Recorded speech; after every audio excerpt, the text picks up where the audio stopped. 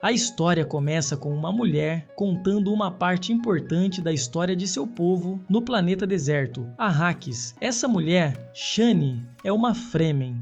Ela explica que desde antes de ela nascer, o planeta é controlado pelos cruéis Harkonnens, que ficaram muito ricos colhendo a substância especial melange, também chamada de especiaria. Os Fremen tentam expulsar os Harkonnens, mas não conseguem. Recentemente, porém, o imperador Padishah Shaddam IV mandou que os Harkonnens saíssem de Arrakis. Shani se pergunta quem serão os novos governantes.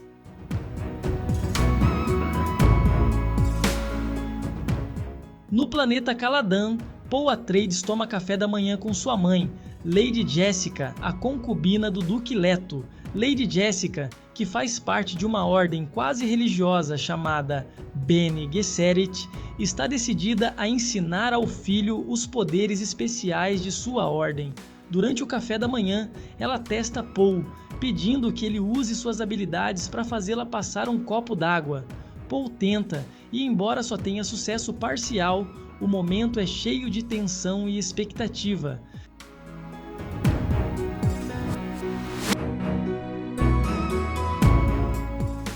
Enquanto isso, Paul aprende sobre o planeta Arrakis e seu povo. Arrakis, um mundo desértico e perigoso, é a única fonte de uma substância especial chamada melange. Esta substância é muito valiosa, pois prolonga a vida e aumenta a percepção. Mais importante ainda, a especiaria é essencial para as viagens espaciais. Ela expande a mente dos navegadores, permitindo que planejem viagens que atravessam grandes distâncias em um instante, dobrando o espaço-tempo para viajar instantaneamente de um planeta a outro. A importância de Arrakis e de sua especiaria pesa sobre Paul, preparando-o para os desafios que virão. Leto Atreides, junto com o soldado Gurney Halleck e o conselheiro Thufir Hawat, recebe um emissário imperial. Este emissário formaliza a concessão do planeta Arrakis à casa Atreides. O imperador, preocupado com o crescente poder e a popularidade de Leto no Landsraad, um conselho de casas nobres, decide agir. Leto entende que sua nomeação para comandar Arrakis é uma armadilha, mas ele não pode recusar uma oferta imperial sem sofrer graves consequências. Enquanto isso, Paul Atreides, filho de Leto, pede a seu amigo e soldado de elite, Duncan Idaho, que o leve junto em sua missão a Arrakis, prevista para ocorrer semanas antes da chegada oficial da casa Atreides. Duncan recusa o pedido, dizendo que é muito perigoso. Paul, preocupado, conta a Duncan que tem sonhado com Arrakis e os Fremen, incluindo um sonho perturbador onde vê Duncan caindo em batalha. Duncan, tentando acalmar Paul, descarta o sonho como uma simples ilusão, dizendo: tudo o que é importante acontece quando estamos acordados.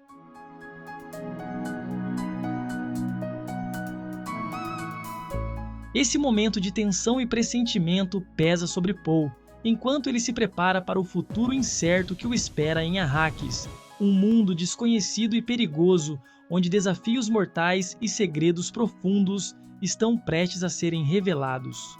Paul conversa com seu pai sobre seu desejo de ir para Arrakis mais cedo, mas Leto se recusa, dizendo que precisa de Paul ao seu lado. Ele explica a situação política. O imperador começou um conflito entre a casa Atreides e a casa Harkonnen, uma guerra que enfraqueceu ambas em benefício do imperador. Em vez disso, Leto planeja fazer uma aliança com os Fremen para usar o poder do deserto deles e enganar o imperador. Paul expressa suas dúvidas sobre sua capacidade de suceder seu pai como líder. Leto confessa que também teve dúvidas quando era jovem e insiste que Paul encontrará seu caminho para a liderança, assim como ele encontrou. Gurney treina Paul, insistindo que o jovem herdeiro deve ser mais cuidadoso com os perigos dos Harkonnens e mais agressivo na batalha. Paul começa a ter sonhos com Shani. A líder das Bene Gesserit chega a Caladan para testar Paul. Antes do encontro, ele é examinado pelo Dr. Suk Wellington Yue, que avisa Paul que as Bene Gesserit têm seus próprios objetivos. Mohiam submete Paul ao teste de Gon Jabbar. usando uma agulha envenenada e uma caixa que provoca dor para avaliar seu caráter. Após o teste, Mohiam pergunta a Paul sobre seus sonhos e se eles se realizam às vezes. Depois disso, Mohiam repreende Jessica por ter tido um filho com o Duque Leto, em vez das filhas que ela deveria ter tido. Ela acusa Jessica de acreditar que seu filho pode ser o Kwisatz Haderach, o cumprimento de uma profecia das Bene Gesserit. Jessica confirma essa crença e Mohiam avisa que as habilidades de Paul ainda não estão completamente desenvolvidas e que ele pode morrer nos próximos desafios. Quando Mohiam vai embora, Paul pergunta à sua mãe o que Mohiam quis dizer. Jessica explica que as Bene Gesserit têm trabalhado por centenas de anos em um programa de reprodução seletiva para criar uma mente única, capaz de ver tanto o passado quanto o futuro. Os Atreides chegam a Arrakis. Ao desembarcarem, os habitantes locais começam a entoar uma frase que Paul não entende. Ele pergunta à sua mãe, que explica ser uma profecia sobre Lisan al-Gaib, a voz do mundo exterior, um messias esperado em Arrakis. Jéssica explica que os locais acreditam que Paul pode ser essa figura, mas ele rejeita essa ideia como uma superstição criada pelas Bene Gesserit. Jéssica contrata um servo Fremen chamado Shadowt Mapes. Mapes acredita que Jessica e Paul são a realização da profecia e presenteia Jessica com uma adaga feita do dente de Shai-Hulud, os gigantescos vermes da areia que fazem o deserto de Arrakis tão perigoso. Naquela noite, enquanto estuda uma imagem holográfica do rato do deserto Muad'Dib, Paul escapa de uma tentativa de assassinato por um drone caçador quando Mapes entra na sala e o distrai. Leto inspeciona sua nova terra e descobre que os Harkonnens danificaram muita da infraestrutura importante. Eles decidem levar o problema ao árbitro imperial da transição, um ecologista chamado Light Kynes, que vive em Arrakis há anos. Duncan Idaho retorna após várias semanas com os Fremen.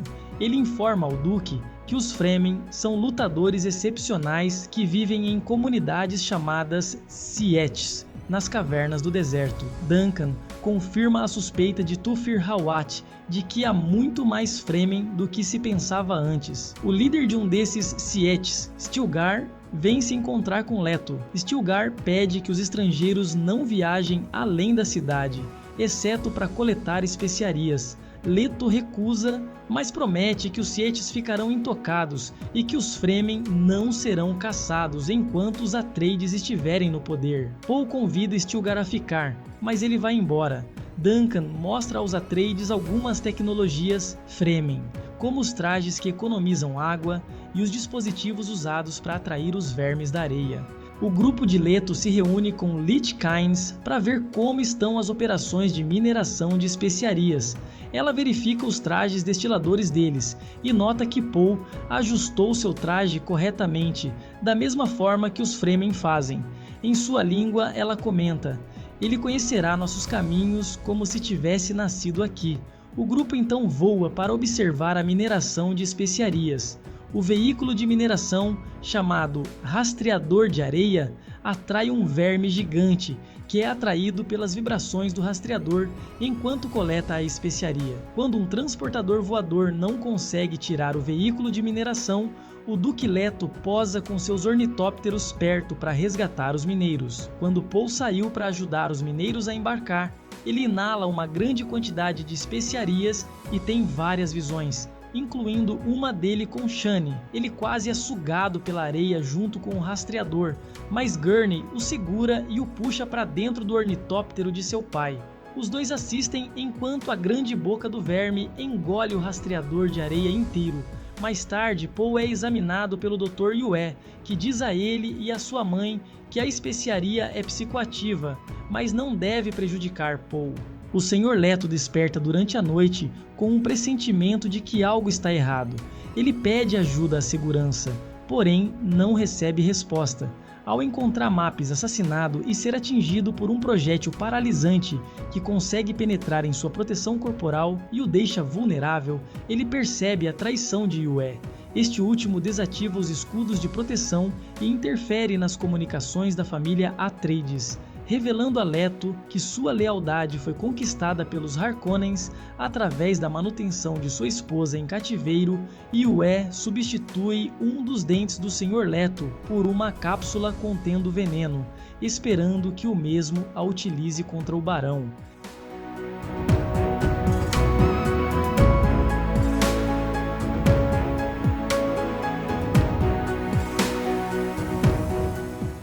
Gurney acorda e assume a liderança do contra-ataque enquanto as forças Harkonnen, com o apoio das tropas imperiais Zardukar, iniciam sua ofensiva. As tropas Atreides, pegas de surpresa e em menor número pelos Harkonnen e Sardukar, ficam rapidamente sobrecarregadas. Duncan mata vários Sardukar, pega um ornitóptero e tenta salvar Poe e Jessica, mas descobre que eles já partiram. O Barão Vladimir Harkonnen garantiu a Morhiam que não machucaria Poe ou Jessica. Então, ele mandou alguns de seus homens levá-los para o deserto para morrerem expostos. Poe, mesmo não estando totalmente seguro de suas habilidades, consegue usar a voz para fazer um dos homens tirar a mordaça de sua mãe. Jessica imediatamente ordena que um dos homens mate o outro. Quando ela está totalmente livre, mata dois deles com suas próprias mãos. O ornitóptero deles é desativado à distância e pousa. Poe e Jessica observam a destruição de Arrakeen ao longe. Yue se encontra com o Barão Harkonnen e exige que ele cumpra sua promessa. O Barão garante a Yue que ele verá sua esposa, mas depois o matou cortando sua garganta. O Barão então se diverte com Leto, que está paralisado. Leto morde seu dente falso, liberando veneno que mata todos na sala, exceto o Barão. Embora gravemente ferido, o Barão sobrevive ao ativar seu escudo corporal e usar seus suspensores antigravitacionais para se elevar ao teto. Médicos cuidam do Barão até ele se recuperar. Durante uma tempestade, Poe se abriga em uma tenda de sobrevivência e continua a ter visões causadas pela exposição às especiarias. Inicialmente, ele vê Chani, mas logo suas visões mudam para cenas de guerras sangrentas e fanáticos religiosos, lutando sob a bandeira dos Atreides e em nome do Duque Leto, espalhando-se pela galáxia como um fogo incontrolável. Horrorizado pelo que vê, Poe culpa sua mãe e a Bene Gesserit, mas ela acaba consolando-o. Poe e Jessica são resgatados por Duncan Idaho, que conseguiu sobreviver ao ataque. Duncan os leva para Kynes, que está em uma estação de terraformação abandonada, onde vivem alguns Fremen. Os Sardukar os encontram e atacam, mas os Fremen conseguem matar muitos deles. Duncan se sacrifica em uma última resistência para permitir que Poe, Jessica e Kynes escapem. Poe e Jessica fogem em um ornitóptero. Kynes tenta chamar um verme da areia para montá-lo, mas é gravemente ferida pelo Sardukar. Antes que eles possam matá-la, um verme da areia chega e Kynes o atrai batendo em um tambor, sendo engolidos pelo verme. Enquanto voava com o ornitóptero através de uma forte tempestade de areia, Poe tem a visão de um homem Fremen, dando-lhe conselhos, dizendo-lhe que a sobrevivência no deserto é um processo e que ele deve se adaptar ao ambiente. Poe recolhe as asas do ornitóptero e deixa que sejam levadas para as profundezas do deserto pelo vórtice da tempestade. Eles sobrevivem, mas com o ornitóptero danificado, devem seguir a pé pelo deserto. Enquanto fazem isso, são observados pelos Fremen. Jessica e Poe seguem na direção onde pensam que está o acampamento Fremen. Seus movimentos chamam a atenção de um verme da areia, e eles correm em direção a algumas pedras próximas.